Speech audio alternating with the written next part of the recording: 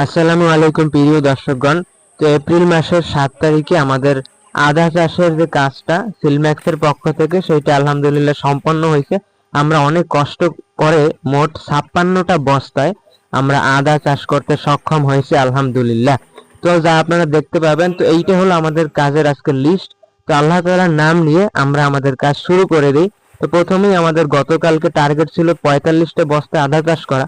তো এরপর আমরা আজকে চিন্তা করলাম আরো 10টা বস্তা অ্যাড করা যায় কিনা। তো এই জন্য আমরা একটা ঘর থেকে আরো 11টা বস্তা আমরা কিনে নিয়ে আসি।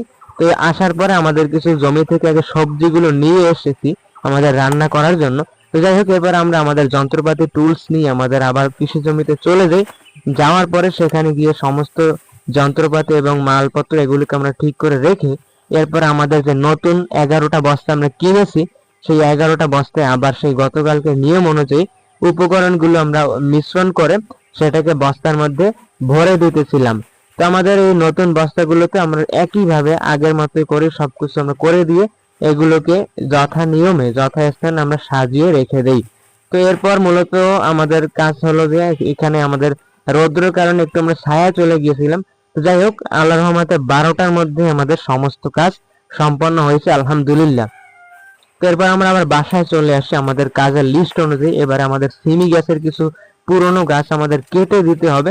মূলত সিমির সিজনটা একেবারেই শেষ হয়ে গেছে, এখন আর কোনো সিমি ফলন হবে না, যার কারণে আমাদের পুরনো সমস্ত গাছ আমরা কেটে নষ্ট করে দিতেছি। এরপর মূলত আমাদের এই যে বিকেলে আমরা আবার আদা পরিমাপ করতেছি, যে আমাদের 11টা বস্তায় মোটামুটি আমাদের 1 থেকে 1.5 কেজির মতো আদা হইলেই আমাদের লাগানো সম্পন্ন হবে। তো এখানে আমাদের আরো অনেকগুলো আদা আমাদের অবশিষ্ট রয়ে গেছে, যা আমরা অন্য কাজে লাগাবো, ইনশাল্লাহ আপনারা দেখতে পাবেন। তো 3টের দিকে আমরা আমাদের আবার জমিতে চলে যাই আদাগুলো লাগানোর জন্য। তো সেখানে আমাদের সবকিছু নিয়ে আমরা সুন্দরভাবে পৌঁছে যাই।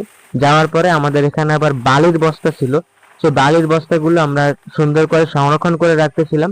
আমরা মূলত বালি অনেক বেশি পরিমাণে কিনে ফেলেছিলাম। তো অবশিষ্ট বালিগুলো আমরা ঠিকঠাক করে রেখে বস্তায় ভরে সেটাকে রেখে দিতেছিলাম। এরপরে মূলত আমাদের আদাগুলো আমরা ওই যে নতুন বস্তাগুলো রেডি করেছে তার মধ্যে আমরা 4 থেকে 5টি আদা এক একটা বস্তায় আমরা আগের নিয়ম অনুযায়ী আমরা লাগিয়ে দেবো ইনশাআল্লাহ। তো দেখতে পাচ্ছেন এখন ভিডিওতে আমরা আদাগুলো লাগিয়ে দিতেছি একটা একটা বস্তায় করে।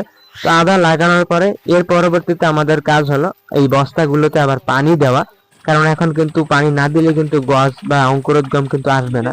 তো যাই হোক, আল্লাহ পাকের রহমতে আমাদের পানি দেওয়ার কাজ কমপ্লিট হয়েছে। তো সব মিলিয়ে এখন দেখুন আমাদের কিন্তু এই যে আদার এই যে এলাকাটা কিন্তু খুবই সুন্দর লাগতেছে। এখানে মোট 56টা বস্তায় আমাদের কিন্তু আদা চাষ চলতেছে। সব মিলিয়ে আমাদের প্রায় 4 কেজির মতো আদার বীজ কিন্তু এখানে অলরেডি খরচ হয়ে গেছে। তো যাই হোক, এর পরবর্তীতে আমরা আবার আমাদের বাসার দিকে চলে আসি। আসার সময় আমাদের জমি থেকে আমাদের গরু 3টেকে আমরা নিয়ে এসেছিলাম, এগুলো ঘাস খাওয়া তাদের কমপ্লিট হয়েছে, তাদেরকে বাড়ি নিয়ে আসি। তো এরপরে বাড়ি এসে আবার আমাদের এখানে কিছু আমাদের চারা উৎপাদন করতেছিলাম সিলম্যাক্সের জন্য।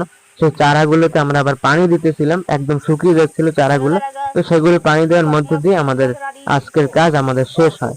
তো আপনারা আর এই যে 2টা পতাকাধারী এদের পণ্যগুলো আপনারা অবশ্যই বয়কট করে নেবেন।